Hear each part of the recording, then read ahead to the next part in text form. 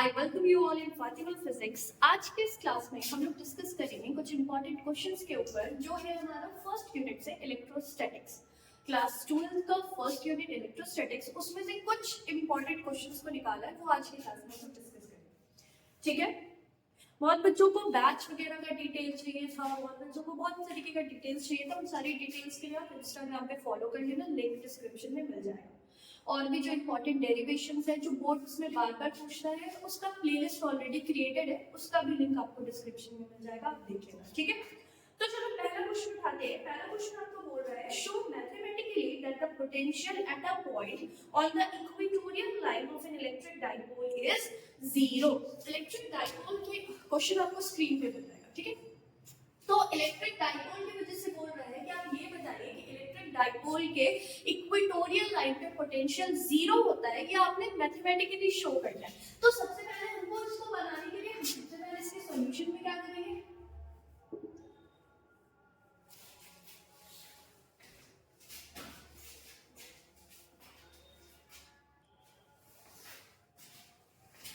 Ink में लिखा ink, चलिए अब क्लियरली दिख रहा है। तो सबसे पहले हम क्या करेंगे यहाँ पे, तो सबसे पहले इसके सॉल्यूशन के लिए हम लोग एक डाइपोल बनाएंगे। डाइपोल क्या होता है, जब इक्वल और अपोजिट चार्ज सेपरेट हो स्मॉल डिस्टेंस से।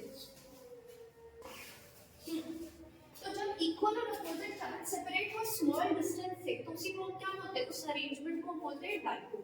तो यहाँ पर ये लेते हैं, ये हो गया हमारा -q और ये हो गया हमारा +q। मैग्नीट्यूड वाइज इक्वल है बट साइन अपोजिट है, ये माइनस में है और ये प्लस में। तो जब इक्वल और अपोजिट चार्ज स्मॉल डिस्टेंस से सेपरेटेड होता है, उसी को क्या बोलते हैं, डाइपोल। और इसका दो पोजीशन होता है। डाइपोल्स का पोटेंशियल वगैरह भी इंपॉर्टेंट होता है, एक्सियल पोजीशन का, इक्वेटोरियल पोजीशन का। अगर वो भी आपको चाहिए होगा तो बताना, उसका भी एक वीडियो डालूंगी डेरिवेशन का। तो इसमें दो पोजीशन होता है, एक्सियल और इक्वेटोरियल। तो हमें कहां पे दिखाना है, इक्वेटोरियल लाइन के ऊपर पूछा है। तो ये जो एक्सिस के अलॉन्ग आता है, इसको एक्सियल पोजीशन बोलते हैं और ये होता है अपना इक्वेटोरियल पोजीशन। तो कोई पॉइंट है और ये पॉइंट कहां है, तो ये पॉइंट है आपका इक्वेटोरियल पोजीशन के ऊपर। मान लो यहाँ पर एक पॉइंट है P। अब इस पॉइंट के ऊपर आपको पोटेंशियल बताना है। पोटेंशियल का फॉर्मूला क्या होता है, KQ/R। ठीक है, KQ/R। तो ये रहा A, इस डिस्टेंस को मान लो x। ठीक, तो ये डिस्टेंस क्या होगा, ये राइट एंगल ट्रायंगल बन रहा है, ये होगा √a² प्लस x², इसको मान लो r। और इस पॉइंट का इस चार्ट से भी डिस्टेंस बताओ कितना, ये a और ये x। तो ये वाला डिस्टेंस भी कितना हो जाएगा, √a² प्लस x²। तो ये दोनों डिस्टेंस सेम है ना, इसको भी मान लो r। तो पोटेंशियल एट P कितना हो जाएगा, नेट पोटेंशियल पूछ रहा है ना। तो इसको अगर हम 1 नाम देते हैं, इसको अगर हम 2 नाम देते हैं, तो ये दोनों की वजह से होगा potential due to 1 plus potential due to 2। और इसमें आपको पता है हम चार्जेस को विद साइन रखते हैं। तो V1 पोटेंशियल का फॉर्मूला क्या होता है, KQ/R। तो यहाँ पर V1 फर्स्ट वाला चार्ज ये है, तो KQ की जगह -q बाय डिस्टेंस क्या है R, तो KQ/R प्लस यहाँ पर क्या हो जाएगा, K सेकंड वाले में चार्ज क्या है, मैग्नीट्यूड सेम है बट नेचर पॉजिटिव है, KQ/R। तुम देखो दोनों सेम टर्म है, लेकिन यहाँ ये माइनस मल्टीप्लाई होकर माइनस हो जाएगा। तो दोनों टर्म सेम है, लेकिन ये प्लस में है और ये माइनस में है। तो नेट पोटेंशियल P पे कितना मिल जाएगा, 0। यही तो शो करना था, मैथमेटिकली शो करना था, हमने कर दिया आंसर।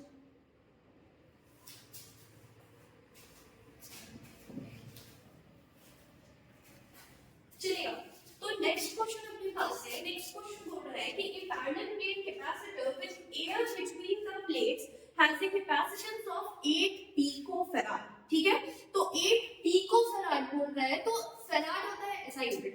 तो 1 picofarad में कितना फैराड होता है, 10 to the power -12 फैराड होता है। ठीक है, तो 8 picofarad ब्रैकेट में आपको गिवन है 1 picofarad is equal to 10 to the power -12 farad। What will be the capacitance if the distance between the plate is reduced by half? अब क्या बोल रहा है कि हमारा जो दो पैरेलल प्लेट कैपेसिटर है उन दोनों के बीच की दूरी पहले जो थी अब उसकी आधी हो गई है। तो अगर हम पहले वाले डिस्टेंस को d मानते हैं तो अब नया डिस्टेंस कितना हो जाएगा, d/2। ठीक है, plate is reduced by half and the space between them is filled with a substance of dielectric constant 6। और अब जो नया कैपेसिटर बन रहा है उसके दोनों पैरेलल प्लेट है उसके बीच में डाइलेक्ट्रिक डाल रहे हैं और डाइलेक्ट्रिक कांस्टेंट कितना है उसका 6 है। ठीक है, चलिए बनाते हैं इसको, यहाँ पे बनाते हैं इसको। ये था 1 का सॉल्यूशन, अब हम बात करते हैं 2 के सॉल्यूशन के ऊपर। इनिशियली क्या गिवन है, कैपेसिटेंस को C मान लेते हैं, डिस्टेंस D और दोनों पैरेलल प्लेट के बीच में वैक्यूम है, फ्री स्पेस है। ठीक है, एरिया को मान लेते हैं A। ये जो दो हमारा पैरेलल प्लेट है ना, पैरेलल प्लेट कैपेसिटर, ये रहा, दोनों के बीच में डिस्टेंस कितना था, B था। ठीक है, अब इसके बीच में वैक्यूम था और ये एरिया कितना था, A था। तो आपको पता है फॉर्मूला क्या होता है कैपेसिटेंस का, C is equal to epsilon naught A by D। Formula होता है अपने पास, तो हम क्या लिख सकते हैं, C is equal to epsilon naught A by D। अब क्या बोल रहा है, अब और ये C कितना है इनिशियली 8 पिकोफैराड, तो आप इसको क्या बोल सकते हो, 8 पिकोफैराड मतलब 8 × 10⁻⁻12 फैराड। तो epsilon naught A by D ये किसके बराबर है, तो epsilon naught A by D ये बराबर है 8 × 10⁻⁻12 फैराड के। अब क्या करना है कि ये जो दोनों पैरेलल प्लेट कैपेसिटर है इसके बीच के डिस्टेंस को आधा कर दिया गया है और इसके बीच में एक डाइलेक्ट्रिक डाल दिया गया है जिसका डाइलेक्ट्रिक कांस्टेंट है 6। ठीक है, तो अब कैपेसिटेंस क्या हो जाएगा, न्यू वाले का कैपेसिटेंस क्या मान लेंगे, C डैश मान लेते हैं। और आपको पता है कि डाइलेक्ट्रिक डालने से क्या होता है, कैपेसिटेंस जो है डाइलेक्ट्रिक टाइम्स इंक्रीज कर जाता है, capacitance increases dielectric times, K times increase कर जाता है। तो C डैश मान लेते हैं, C डैश क्या हो जाएगा, K टाइम्स बढ़ जाएगा, है ध्यान इसको देखते हैं। तो फिर उसके बाद अपने पास D डैश कितना हो जाएगा, इनिशियल का आधा, तो D/2। एरिया में तो कोई चेंज नहीं है तो वो A ही रहेगा। ठीक है, तो C डैश को आप क्या लिख सकते हो, K epsilon naught A by D dash, पता। ठीक, तो फाइनली इसको क्या बोल सकते हैं हम लोग, C dash this will be equal to, zoom कर देते हैं,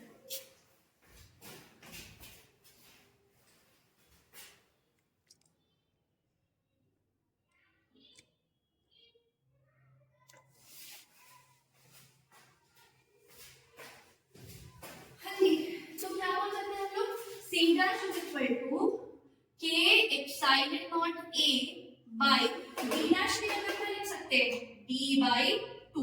और फाइनली आपको K भी दे रखा है, K कितना दे रखा है 6। तो अब इसको हम क्या बोल सकते हैं, C dash कितना हो जाएगा, C dash will be equal to, ये 2 डिवाइड में ऊपर चला जाएगा ना, 2K epsilon naught A by D। और देखो तो पहले ही क्या हमें epsilon naught A by D का वैल्यू मालूम है, कितना है 8 × 10⁻⁻12। तो C डैश कितना हो जाएगा, 2 × K की जगह पे 6 इंटू इस पूरे टर्म की जगह क्या लिखेंगे, 8 × 10⁻12। कभी कभी ना ये वैल्यू लिख देता है, बोलता है अब तो नया क्या हो जाएगा, तो इसकी जगह पे हम सीधे, अगर ये वैल्यू नहीं पता होता, इनिशियल कैपेसिटेंस C बोल रहा होता, तो इसकी जगह पे हम क्या लिख देते, सीधे C लिख देते। तो अगर ये नहीं पता होता तो ये कितना हो जाता, new capacitance will be equal to 6 × 12C, मतलब इनिशियल को जब 12 से मल्टीप्लाई करेंगे तो 5 वाला मिलेगा। ठीक, हम वैल्यू गिवन है तो वैल्यू रखेंगे, तो ये कितना हो जाएगा, C डैश हमारा, तो 6 × 12 और 12 8 96, 12 8 96 × 10⁻⁻12 और ये कैसा हो जाएगा फैराड, यानी तो आप क्या बोल सकते हो, C dash is equal to 96 picofarad, दोनों ही हमारा आंसर हो जाएगा। ठीक है, ओके।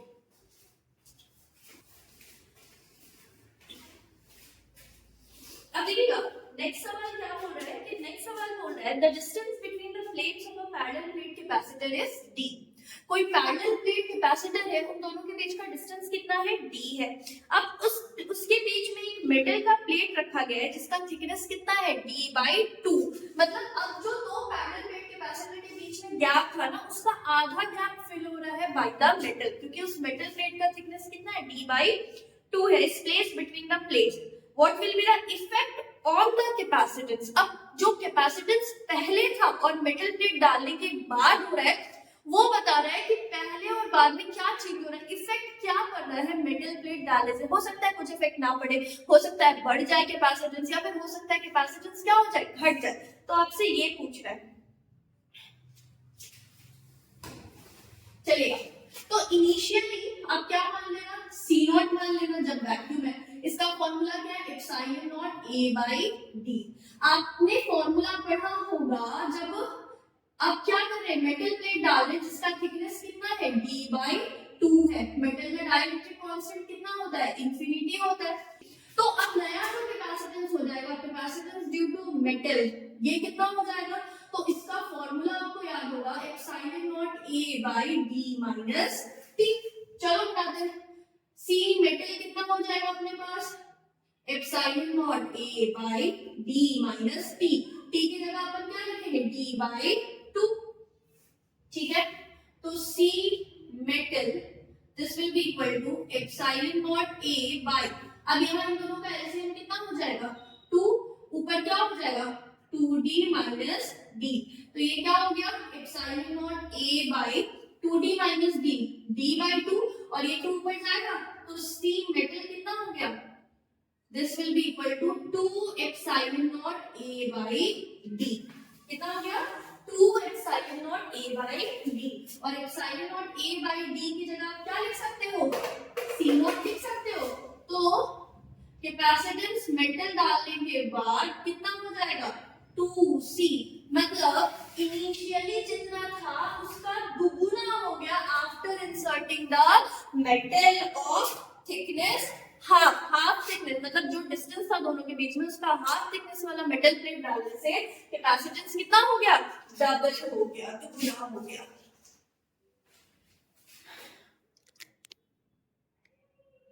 ठीक है, ओके।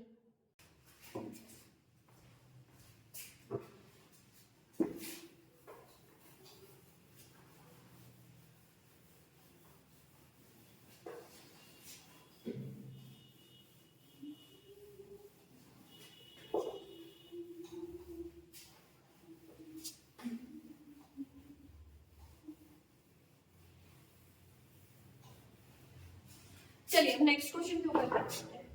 नेक्स्ट क्वेश्चन क्या बोल रहा है कि two charges 2 microcoulomb and -2 microcoulomb are placed at points A and B। दो पॉइंट के ऊपर दो चार्ज रखा हुआ है, एक का मैग्नीट्यूड है 2 माइक्रोकूलम और दूसरे का मैग्नीट्यूड है -2 माइक्रोकूलम। एक माइक्रोकूलम में कितना कूलम होता है, आपको पता होगा कि 1 microcoulomb is equal to 10⁻⁻6 coulomb. Placed at a point A and B 6 centimetre apart. अब ये जो डिस्टेंस है ये दोनों कितनी दूरी पे है, 6 सेंटीमीटर की डिस्टेंस पर है। Identify N equipotential surface of the system. अब बोल रहा है इक्विपोटेंशियल सरफेस बताइए। तो इक्विपोटेंशियल सरफेस किसको बोलते हैं, इक्विपोटेंशियल सरफेस वैसा सरफेस होता है जिसके ऊपर, जिस सरफेस के ऊपर हर पॉइंट पर पोटेंशियल कितना मिले, हमें 0 मिले। और ये सवाल बहुत आसान है। क्यों आसान है, क्योंकि यहाँ पे दो चार्जेस बोल रहा और दोनों का मैग्नीट्यूड क्या है, सेम है। साइन जस्ट अपोजिट है, मैग्नीट्यूड सेम है। तो जब दोनों का मैग्नीट्यूड सेम है तो मिड में, दोनों के बीच में हमें वो पॉइंट मिलेगा जहां पे पोटेंशियल बराबर होगा। क्यों बराबर निकालेंगे, एक की वजह से पॉजिटिव, एक की वजह से नेगेटिव। तो नेट पोटेंशियल क्या है, तो दोनों के कारण से कितना होना चाहिए, 0 होना चाहिए। तो वो हम निकाल देंगे। तो आपको बनाओगे तो आपको मिड में ही मिलेगा। ठीक है, तो इक्विपोटेंशियल सरफेस हो गया। What is the direction of electric field at every point on this surface. तो डायरेक्शन क्या होगा, हर एक पॉइंट पे जो इलेक्ट्रिक फील्ड होता है इक्विपोटेंशियल सरफेस से, वो नॉर्मल होता है इक्विपोटेंशियल सरफेस के। और यहाँ पर अगर आप बात करो तो यहाँ पर बोल रहा है कि एक पॉइंट है A और दूसरा पॉइंट है B।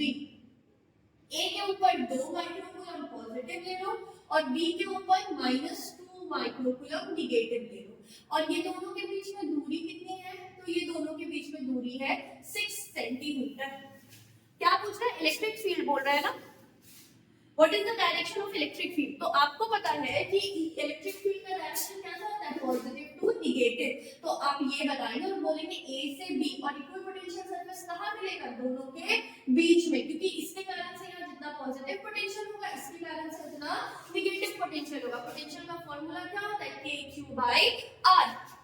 तो मान लेते हैं कोई पी पॉइंट, तो यहाँ से मान लो x डिस्टेंस आगे है और यहाँ पे वो P पॉइंट है जहाँ पे पोटेंशियल कितना है? 0। तो let the potential at P be 0। तो potential at P will be equal to potential due to A plus potential due to B। ठीक है, तो पोटेंशियल एट P कितना है? 0 मान लिया हमने। तो A से कितनी दूरी पे है? P पॉइंट x दूरी पर है ना। तो पोटेंशियल का फॉर्मूला KQ/R। तो K into 2 by ये डिस्टेंस कितना हो गया? x प्लस यहाँ पे पोटेंशियल B के ऊपर KQ/R, तो चार्ज कितना है? -2 by ये डिस्टेंस कितना हो जाएगा? जब ये पूरा 6 है, ये x है, तो ये डिस्टेंस कितना हो जाएगा? 6 minus x। देखो चेंज नहीं कर रहे, क्यों नहीं कर रहे हैं? क्योंकि अब ये इधर आएगा, सेम टर्म भी आएगा, इधर भी पोटेंशियल इधर भी पोटेंशियल, अभी आपको चेंज करने की जरूरत नहीं है। तो यहाँ पर ये टर्म कैसा होगा? माइनस में होगा, इधर लेके आएंगे तो प्लस हो जाएगा। तो ये हो गया 2k/6 minus x will be equal to 2k/x। तो यहाँ से देखो 2k से 2k गया, यहाँ पे x ऊपर आएगा, 6x इधर जाएगा, तो x will be equal to 6 minus x, और ये माइनस x इधर आएगा तो प्लस x, तो 2x कितना हो गया? 6। और ध्यान देना कि किसमें था? सेंटीमीटर में था। तो यहाँ पे जो आंसर आएगा वो कैसा आएगा? मीटर में? नहीं, सेंटीमीटर में ही आएगा। तो x कितना हो जाएगा? 6/2 मतलब 3 सेंटीमीटर। ये तो पहले हमने बोल दिया था कि दोनों के बीचों बीच आएगा, क्योंकि चार्जेस कैसा था? सेम था। लेकिन अगर चार्जेस सेम नहीं होता, यहाँ पे कुछ अलग चार्ज होता, तो हम क्या कर सकते थे? हम निकाल सकते थे। ऐसा भी हो सकता है कि दोनों पॉजिटिव दिया होता तो कहीं और होता। आप ऐसे ही x करके बनाओगे, आपका आंसर आ जाएगा। ठीक है, तो यहाँ पे हमने पहले ही बोला था बीच में आएगा, मतलब यहाँ से ये x आया 3, मतलब a से 3, b से कितना? ये टोटल 6 है, ये 3 निकल गया, तो ये 6 माइनस 3, ये भी कितना है? 3, तो बीच में मिलेगा। इस केस में इक्विपोटेंशियल सरफेस कहाँ होगा? बीच में होगा, परपेंडिकुलर होगा, क्योंकि इक्विपोटेंशियल सरफेस के ऊपर इलेक्ट्रिक फील्ड लाइंस कैसे होती है? परपेंडिकुलर, नॉर्मली होती है। और डायरेक्शन कैसा होगा फील्ड लाइंस का इक्विपोटेंशियल सरफेस के ऊपर? पॉजिटिव से नेगेटिव, ए से बी की तरफ।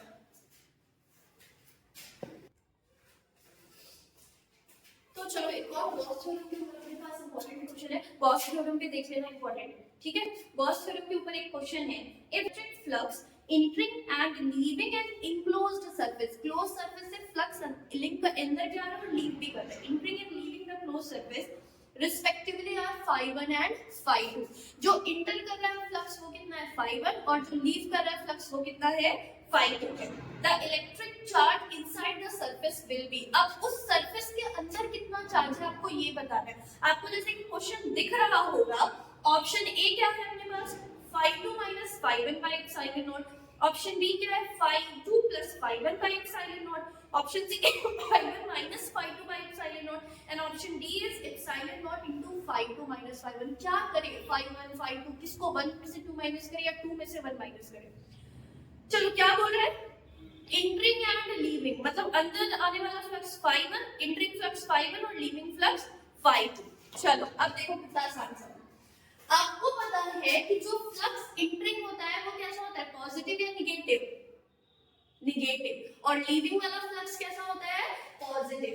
तो जो इंटर कर रहा है फ्लक्स वो कितना है? इंटरिंग एंड लीविंग phi1, और जो लीव कर रहा है वो कितना है? अपना phi2 है। तो यहाँ से हम देखो कितनी आसानी से बन जाएगा। यहाँ से हमको क्या पता है? इंटरिंग फ्लक्स phi1 और लीविंग phi2। तो नेट फ्लक्स कितना मिलेगा हमें? नेट कितना होगा? पॉजिटिव माइनस निगेटिव, तो लीविंग वाला पॉजिटिव होता है, तो यहाँ पे phi2 minus phi1 करेंगे। Phi one minus phi two नहीं करेंगे, क्योंकि इंट्री वाला कैसा हुआ निगेटिव और लीविंग वाला पॉजिटिव, तो फाई वन निगेटिव है और फाई टू पॉजिटिव है, ये नेट फ्लक्स है। और फ्रॉम गॉस लॉ के हिसाब से हमें क्या पता है, flux linked will be equal to Q enclosed by epsilon naught। और आपसे यही तो पूछ रहा है कि ये जो क्लोज सरफेस है इसके अंदर कितना चार्ज है, तो Q enclosed को हम क्या लिख सकते हैं, Q enclosed this will be equal to phi into epsilon naught। तो Q enclosed कितना हो गया, phi कितना आया, phi 2 minus phi 1 into epsilon naught and this is our option D। ठीक है, चलो आई थिंक आज के लिए इतना ही काफी है। और भी अगर कुछ क्वेश्चंस होगा तो हमें बताना, वो भी सॉल्व कर देंगे, इसका पार्ट 2 बना देंगे, जो भी इंपॉर्टेंट लिंक्स होगा डिस्क्रिप्शन में डाल देंगे। अदरवाइज और भी बहुत सारी वीडियोस है जो अपलोडेड है, उसके लिए आप चैनल पे विजिट कर सकते हैं। ठीक है, चलो पसंद आएगा तो लाइक करना, दोस्तों के साथ शेयर करना, उनका भी एग्जाम है, एग्जाम से बिल्कुल मत डरना। अब बात करते हैं एग्जाम का, तो एग्जाम में आपके बहुत कम टाइम बाकी है, आपने पढ़ा होगा, मे भी आपको सब आता होगा, मे भी कुछ को बहुत कम आता होगा। एक चीज हमेशा करना होगा, वो क्या होता है ना, आपको सब कुछ आता है बट फिर भी आपके अंदर वो कॉन्फिडेंस नहीं है कि कैसे होगा, कैसे क्या होगा, नहीं होगा। तो कॉन्फिडेंस की तो बात ही नहीं है, आपने पढ़ा है, आपको अब से बनेगा, क्यों नहीं बनेगा, पढ़ा है तो बनेगा। वो कॉन्फिडेंस जो नहीं है आपके अंदर जो लेस कॉन्फिडेंस हो रहा है, कैसे होगा, पढ़े हैं, आता तो है, सब कुछ आता है, लेकिन कैसे होगा, डर लग रहा है, उस डर को हावी मत होने देना। उसके लिए क्या करना होगा, एग्जाम में आपको सब कुछ आते हुए कुछ क्वेश्चंस ऐसे होते हैं जो छूट जाते हैं, टाइम नहीं बच पाता है। तो टाइम कैसे बचाना है, टाइम मैनेजमेंट करना है। टाइम मैनेजमेंट करने के लिए क्या करेंगे, हम अभी से एटलीस्ट हर दिन एक सेट बनाएंगे, प्रीवियस ईयर क्वेश्चंस जो आ चुका है उसको उठा के टाइम लेंगे, टाइमर सेट करेंगे, अलार्म लगा के रख देंगे, फोन को फ्लाइट मोड में डाल करके, और वो क्वेश्चंस उस गिवन टाइम इंटरवल में हम कोशिश करेंगे कुछ इस तरीके से बनाए कि हम बैठ के एग्जाम दे रहे हैं। तो आपको पता चलेगा कि उस गिवन टाइम में आपसे कितना क्वेश्चन सॉल्व हो पा रहा है और कितना क्वेश्चन नहीं हो पा रहा है। तो उस हिसाब से फिर आपको पता चलेगा हमें किस टाइप के क्वेश्चन में कितना टाइम देना।